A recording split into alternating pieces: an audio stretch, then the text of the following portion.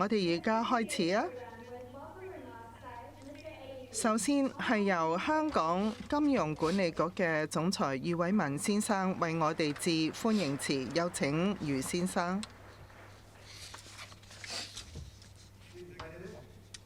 行政長官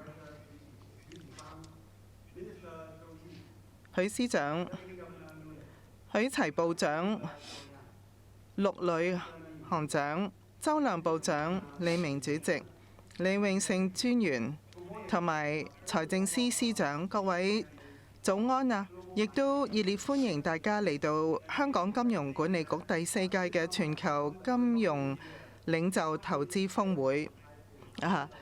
真係好高興咧，唔係好似以往咁樣咧，我哋有颱風啊來襲香港啊！今年係天氣係好好嘅。咁另外呢，亦都係我哋曾經呢係投資峰會呢，當時啊係喺呢個疫情嘅時候呢，亦都係有颱風嘅時候呢，我哋係召開咗一次咁樣嘅峰會。冇諗到呢，我哋係一直呢係繼續呢一個做法。我哋今屆呢已經係第4屆嘅投資峰會啦。咁我哋今年呢個主題呢係駕馭變局，砥礪前行。個主題嘅靈感呢係嚟自香港縱橫交錯、數以百計嘅遠足徑嘅。喺好多嘅本地人嚟講呢，呢一種嘅郊野呢係我哋驕傲同埋係一種樂趣嚟嘅。某程度呢，亦都係免我哋去健身房啊。咁啊，尋晚呢亦都有參加晚宴嘅朋友知道啦。香港呢係舉辦全球最艱苦嘅越野戰之一啊！呢個越野賽係標誌性嘅、令人難忘嘅一個賽事。咁講到係行山遠足呢，其實過去一年我哋金融界嘅跋涉同埋地形呢，同樣係充滿挑戰嘅。宏觀環境不斷咁變化啦，經濟增長又放緩。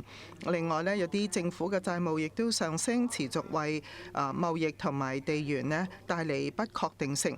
金融市場嗰度呢，亦都係有一啲非銀行機構嘅角色嘅轉變，同埋呢係有啲人認為係有一啲新一輪嘅危機嘅種子，亦都係埋下㗎。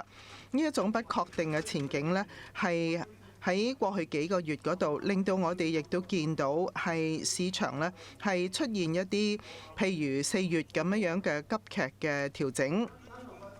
咁我哋係咪要憂慮呢？呢啲問題冇人俾出一啲好肯定嘅答案，但係呢，絕對唔係話乜嘢都唔做，就好似行山咁樣，係需要留意天氣啦，同埋路況嘅變化嘅。